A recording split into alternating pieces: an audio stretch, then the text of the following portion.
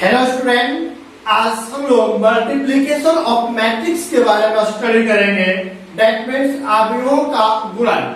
यह टॉपिक आपको बहुत ही इम्पोर्टेंट है क्योंकि number of question board exam में और साथ ही साथ कंपटीशन एग्जाम में इस टॉपिक से पूछे जाते हैं। यह टॉपिक थोड़ा सा टफ है, लेकिन एक ऐसा रामबाण ट्रिक बताएंगे जिससे आपके टोटल क्वेश्चन चुटकियों में सॉल्व हो जाएंगे। तो क्या आप तैयार हैं? लेकिन वीडियो को आप लोग अंत तक देखेंगे तभी यह समझ में आएगा। चलिए हम लोग स्टार्ट करते हैं। एक इसको एग्जाम्पल के माध्यम से समझने का कोशिश करेंगे, उसके बाद हम थ्योरी देखेंगे। चलिए लेट्स सपोज पहले दिया हुआ है मल्टीप्लिकेशन ऑफ मैट्रिक्स।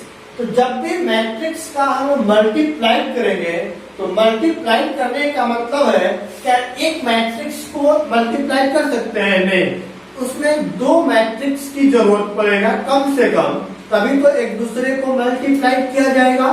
तो लेट कर लेते हैं। लेट सपोज हमें एक मैट्रिक्स ए दिया हुआ है जिसका एलिमेंट 2, 3, 4 एंड क्या दिया हुआ है 5 एंड बी एक मैट्रिक्स दिया हुआ है जिसका एलिमेंट आपको दिया हुआ है लेट सपोज 1, 2, 3, 9 ये दिया हुआ है। तब बोला जा रहा है और देन पहला में बोला जा रहा है कि ए बी बराबर हुआ। क्लियर हुआ? दूसरा में यदि मैं बोल दूं कि बी ए बराबर हुआ। क्लियर हुआ? तो समझिएगा, इसको समझने के लिए पहला में क्या निकालना है ए बी। तो जैसे आपको मैट्रिक्स दिया हुआ है उसके ऑर्डर को, उसके स्थान को बिना परिवर्तन किए हुए लिखेंगे। पहले ए का मान दिया हुआ है 2, 3, 4 एंड क्या दिया हुआ है 5 मैंने लिख दिया। उसके बाद अब क्या लिखना बी, इसके बीच में गुणा भागा नहीं लिखते हैं। बी का मान क्या दिया हुआ है 1, 2, 3 एंड क्या दिया गया 9। समझिएगा यहाँ पे कैसे गुणा करेंगे, एकदम बिल्कुल कंसेप्ट है। यहाँ पर देखेंगे, मान लेते हैं एक मैट्रिक्स दिया हुआ है, ए हो गया, ए वाला हो गया। यहाँ पर एक मैट्रिक्स दिया हुआ है कौन सा बी वाला। तो दोनों मैट्रिक्स को मल्टीप्लाई करते हैं। तो कैसे करते हैं समझिएगा, A B C and D, यहाँ पे दिया हुआ है E F G and H, यह नंबर दिया हुआ है। करना क्या रहेगा समझिएगा, पहले मल्टीप्लाई करेंगे जो पहला मैट्रिक्स है, पहला मैट्रिक्स उसके पहले रो को पकड़ लेंगे, पकड़ लिए, दूसरा से कोई मतलब नहीं होना चाहिए। क्लियर हुआ? अब क्या करेंगे, अब पहले मैट्रिक्स के पहले रो को दूसरे मैट्रिक्स के पहले कॉलम में मल्टीप्लाई करेंगे। ठीक से समझे? पहला मैट्रिक्स का पहला रो दूसरे मैट्रिक्स का पहला कॉलम में मल्टीप्लाई करेंगे, संगत सदस्यों के साथ मल्टीप्लाई करके जोड़ेंगे। तो बोले ए के संगत ई होगा और बी के संगत क्या हो जाएगा जी। क्लियर हुआ? अब उसके बाद मल्टीप्लाई करने से देखते हैं, बताइए क्या आएगा। चलिए यहाँ पे मल्टीप्लाई करेगा, पहला रो को पकड़ लिए, दूसरे में पहले कॉलम को पकड़िए, तो मल्टीप्लाई करेंगे तो बोले 2 into 1 पहला संख्या, फिर चिन्ह देंगे किसका प्लस का, दूसरे के संगत क्या आएगा 3 के संगत 3, तो 3 गुणे 3, पहला रो पहला कॉलम कंप्लीट हो गया। अब पहले रो को दूसरे रो कॉलम में मल्टीप्लाई करिए, मतलब पहले मैट्रिक्स के एक रो को पकड़ेंगे और दूसरे मैट्रिक्स के कॉलम के साथ अलग अलग मल्टीप्लाई करेंगे। पहला रो पहला कॉलम कंप्लीट, पहला रो दूसरा कॉलम। तो बताइए आप इसी पहले रो को दूसरे कॉलम के संगत सदस्यों के साथ गुणा करेंगे। तो अब 2 के संगत 2 और 3 के संगत 9 गुणा करिए, तो 2 गुणे 2 प्लस और 3 गुणे 9। क्लियर है?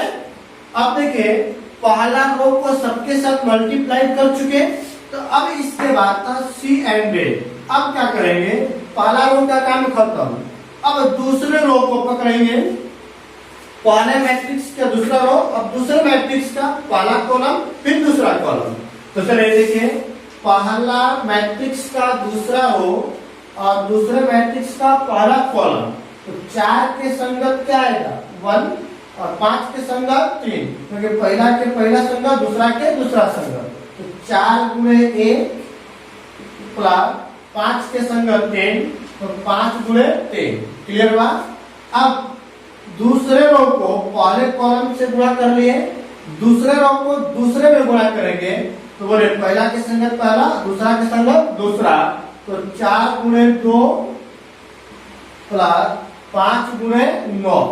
क्लियर बात। मल्टीप्लाई करेंगे तो क्या आएगा, बोले यहाँ पर 2 प्लस 10 3 के 9, यहाँ पर 2 गुना के 4 और 9 3 27। यहाँ पे आएगा 4 प्लस 5 के 15, 4 गुना के 8 और 9 5 45।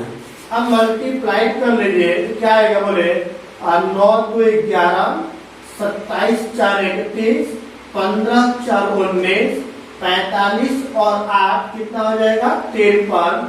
यही आपका क्या हो गया आंसर। चलिए अब समझेंगे, जब भी आपको क्वेश्चन मिलेगा तो आंख बंद करके बस गुणा करना शुरुआत नहीं करेंगे। यहाँ पर देखिए, दिया गया मैट्रिक्स ए का ऑर्डर कितना दिया हुआ है 2 क्रॉस 2, दूसरे मैट्रिक्स का ऑर्डर भी कितना दिया हुआ है 2 क्रॉस 2। क्लियर हुआ। तो जब दोनों मैट्रिक्स को लिखेंगे तो सबसे पहले ऑर्डर को देखते हैं कि दोनों का ऑर्डर क्या है। ऑर्डर देखने के बाद समझिएगा सबसे इंपॉर्टेंट चीज, पहले मैट्रिक्स का कॉलम मतलब दूसरी संख्या और दूसरे मैट्रिक्स का रो, यदि यह दोनों आपस में बराबर होगा तभी हम लोग मल्टीप्लाई करेंगे, अदरवाइज मल्टीप्लाई नहीं करेंगे। क्लियर बात। कोई डाउट। पहले मैट्रिक्स का कॉलम दूसरे मैट्रिक्स का रो आपस में क्या होना चाहिए बराबर होना चाहिए, मतलब दोनों अंदर वाला वैल्यू आपस में क्या होना चाहिए बराबर होना चाहिए। बराबर होगा तो गुणा करेंगे, नहीं होगा तो गुणा नहीं करेंगे। क्लियर बात। कोई डाउट। अब उसके बाद जो आंसर आएगा हमेशा पहली संख्या और अंतिम संख्या के गुणनफल के बराबर आता है। तो पहली संख्या क्या है 2, अंतिम संख्या क्या है 2। चेक कर लीजिए, 2 रो और 2 कॉलम है कि नहीं। क्लियर बात। कोई डाउट। तो यही आपका क्या हो गया आंसर। क्लियर वाला जी। चलिए देखते हैं दूसरा नंबर में क्या निकालना है, आप लोग बताइएगा। बी ए निकालना है तो पहले किसका वैल्यू लिखेंगे बी का। तो बोले बी का वैल्यू क्या क्या हुआ है 1 2 3 9 और ए का वैल्यू क्या दिया हुआ है, बोले ए का वैल्यू दिया हुआ है 2 3 4 एंड क्या 5। क्लियर हुआ। चलिए अब देखिए, मल्टीप्लाई करने से पहले इसके कोटि की बात करिए, ऑर्डर की बात करें तो इसका ऑर्डर हो गया 2 क्रॉस 2, यहाँ पर भी 2 क्रॉस 2। तो पहले में रो और दूसरे में कॉलम ये आपस में क्या है बराबर है, मतलब गुणा संभव है। तो मल्टीप्लाई करेंगे। तो चलिए अब आप लोग बताइए, मैं केवल लिखूंगा। मैंने क्या बताया, पहले मैट्रिक्स में रो को पकड़ेंगे, पकड़ लिए, दूसरे मैट्रिक्स में पहले कॉलम को पकड़ेंगे। अब संगत सदस्य को गुणा करिए तो 1 के संगत 2, तो 1 गुणे 2 और 2 के संगत 4, तो 2 गुणे 4। पहला रो पहला कॉलम हो गया। अब पहले रो को ही दूसरे कॉलम में गुणा करिए तो चलिए 1 के संगत 3 और 2 के संगत 5, तो क्या लिखेंगे 1 गुणे 3 और 2 गुणे 5। क्लियर बात। अब पहला रो को दोनों कॉलम में मल्टीप्लाई कर लिए। अब किसका नंबर है दूसरे का, तो बोले दूसरा रो पहला कॉलम, तो 3 के संगत 2 और 9 के संगत 4, तो 3 गुणे 2 प्लस 9 गुणे 4। अब दूसरा रो दूसरा कॉलम 3 के संगत 3, तो 3 गुणे 3, 9 के संगत 5, तो 9 गुणे 5। अब मल्टीप्लाई करके जोड़ लीजिए यहाँ पर 2 प्लस 10, यहाँ पर आ गया 3, 5 गुना के 10, यहाँ पर आएगा 10 गुना के 6, 9 चौके 36, 10 3 के 9 और 9 5 45, ऐड कर देंगे, बोले 8 2 10, 10 3 13, 36 और 6 42, 45 और 9 54। क्लियर है? जिसका ऑर्डर कितना आएगा 2 क्रॉस 2, देख भी सकते हैं, पहला भी 2, अंतिम भी 2। क्लियर हो यहाँ तक? कोई डाउट है? चलिए देखिए, ए बी और बी ए दोनों सोल्व किए, क्या दोनों का आंसर एक ही है? नहीं है, मतलब अलग अलग है। तो याद रखें कि दो मैट्रिक्स दिया हुआ है, तो ए बी निकाले या बी ए निकाले, दोनों का मान बराबर हो भी सकता है और बराबर नहीं हो सकता है। क्लियर हुआ? ए बी यदि संभव है तो बी ए संभव हो भी सकता है, नहीं भी हो सकता है। एक और एग्जांपल देखते हैं, उसके बाद क्वेरी करते हैं। अब एग्जांपल नंबर 2 देखते हैं। लेट आपको दिया हुआ है ए एक मैट्रिक्स है जिसका एलिमेंट आपको दिया हुआ है 3 2 1 4 6 2। क्लियर है? और एक बी दिया हुआ है जिसका आपको एलिमेंट दिया हुआ है 2 1 3 2। क्लियर है? तो पूछा जाए, पहला नंबर में बोला जाए देन पहला नंबर में ए बी बराबर 1, दूसरा नंबर में बी ए बराबर 1। क्लियर है? तो चलिए समझिएगा, पहला नंबर में हमें क्या निकालना है? A B. चलिए ए का वैल्यू पहले पुट करिए और बताइए क्या है। ए का वैल्यू 3 2 1 4 6 2 और बी नंबर में क्या दिया हुआ है? 2 1 3 एंड 2 ये ना दिया हुआ है। चलिए सॉल्व करेंगे तो देखते हैं, पहले मैट्रिक्स का ऑर्डर क्या दिया हुआ है? 3 क्रॉस 2, क्योंकि 1 2 3 रो और 2 कॉलम। दूसरे मैट्रिक्स में 2 रो और 2 कॉलम दिया हुआ है। क्लियर है? देखें, पहले मैट्रिक्स का कॉलम और दूसरे मैट्रिक्स का रो आपस में बराबर है कि नहीं है? या दोनों बराबर रहेगा तभी मल्टीप्लाई करेंगे। तो मल्टीप्लाई करेगा तो क्या बनेगा देखते हैं। पहले क्या करना है? पहले मैट्रिक्स का पहला रो पकड़ना है, दूसरे मैट्रिक्स का पहला कॉलम को मल्टीप्लाई करें संगत एलिमेंट। 3 की संगत 2 और 2 के संगत 3, तो क्या बनेगा? 3 गुणे 2 प्लस यहाँ पर 2 गुणे 3। पहला रो पहला कॉलम कंप्लीट। अब पहला रो को दूसरे कॉलम में मल्टीप्लाई करिए, तो 3 के संगत 1 और 2 के संगत 2, तो बोले क्या बनेगा? 3 गुणे 1 और यहाँ पर क्या बनेगा? 2 गुणे 2। क्लियर है यहाँ तक? कोई डाउट नहीं? तो पहला रो को मैंने मल्टीप्लाई कर लिया सभी कॉलम के साथ। अब दूसरे रो की बारी है। दूसरा रो पहला कॉलम, दूसरा रो दूसरा कॉलम, तो बोले दूसरा रो पहला कॉलम, तो 1 के संगत 2, तो 2 गुणे 1 और 4 के संगत 3, तो 4 गुणे 3। अब दूसरा रो दूसरा कॉलम, तो 1 गुणे 1 प्लस 4 के संगत 2, तो 4 गुणे 2। क्लियर है? अब दूसरा रो को सभी के साथ गुणा कर लिए। अब किसका बारी है? तीसरा रो, तो तीसरा रो पहला कॉलम, तो 6 के संगत 2, 6 गुणे 2, 2 के संगत 3, तो 2 गुणे 3। क्लियर हुआ?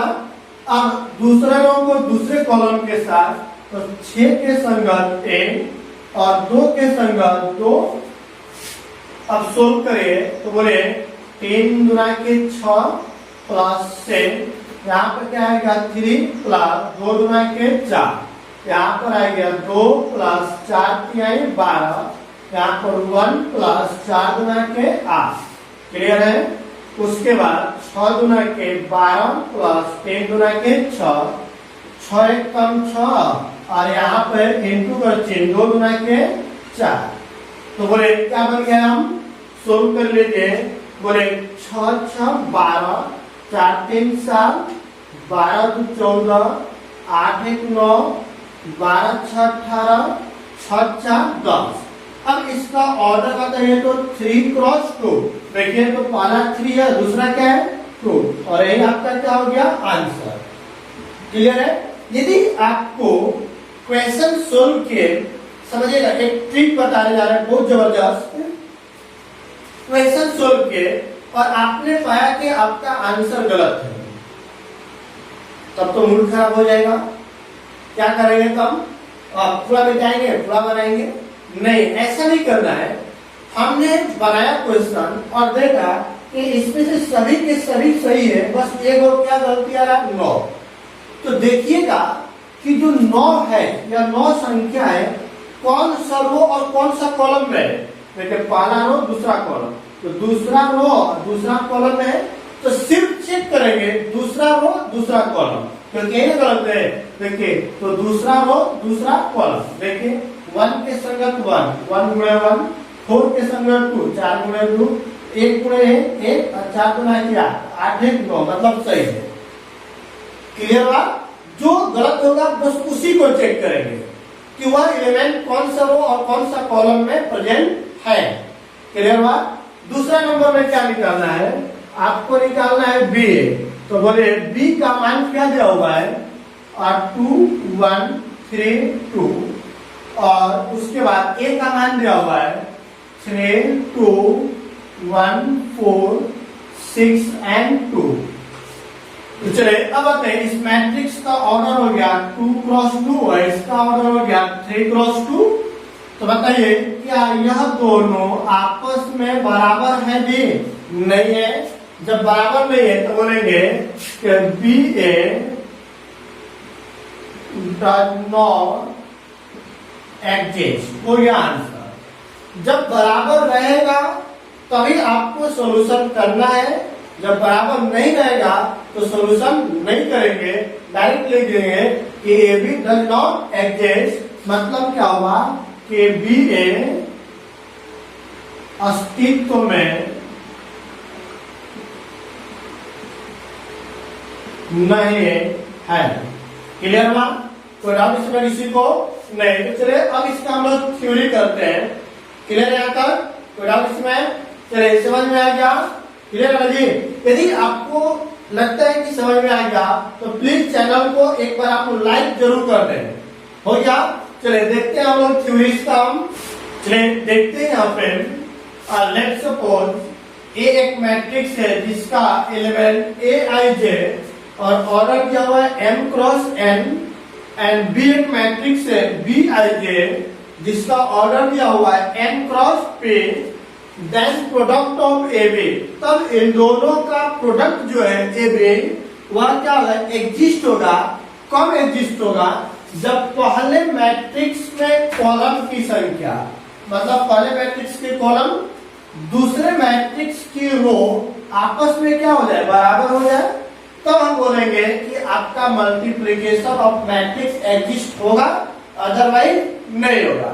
जैसे देखते हैं, चूंकि लेट कर लेते हैं, ए एक मैट्रिक्स दिया हुआ है जिसका एलिमेंट ए आई जे और क्या दिया हुआ है m cross n, and b दिया हुआ है। b के बारे में बोला गया है, क्या बोला गया है? b i j और n क्रॉस p। क्लियर हुआ? तो बताइए चूंकि हमें क्या निकालना है ए बी, तो पहले ए का वैल्यू लिखते हैं ए आई जे और m क्रॉस n, दूसरा क्या दिया हुआ b, b का वैल्यू क्या दिया हुआ है b आई जे n क्रॉस p। अब बताइए क्या इसमें देखिए कॉलम की संख्या और रो की संख्या बराबर है कि नहीं है? बराबर है। जब बराबर है तो लिखेंगे then A B equal to.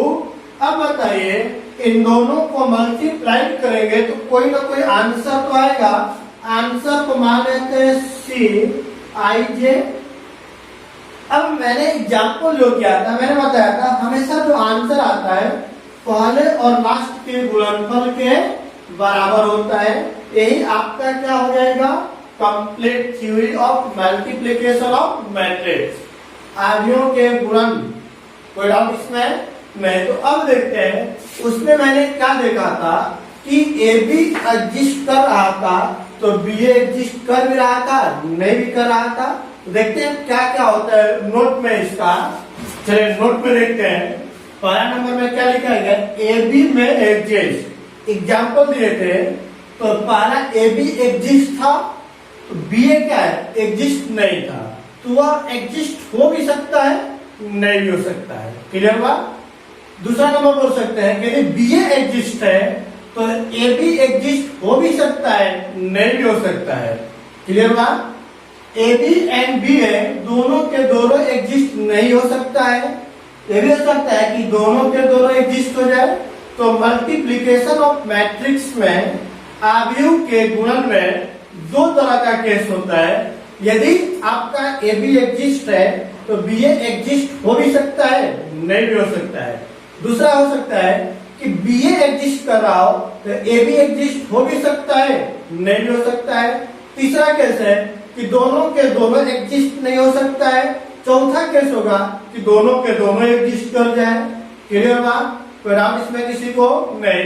इसलिए यहाँ से मल्टीप्लिकेशन ऑफ मैट्रिक्स कंप्लीट हुआ। अभी तक जो स्टूडेंट चैनल को लाइक एंड सब्सक्राइब नहीं किए तो चैनल को लाइक एंड सब्सक्राइब कर लें ताकि आने वाले वीडियो का नोटिफिकेशन आप तक पहुंच सके। Thank you.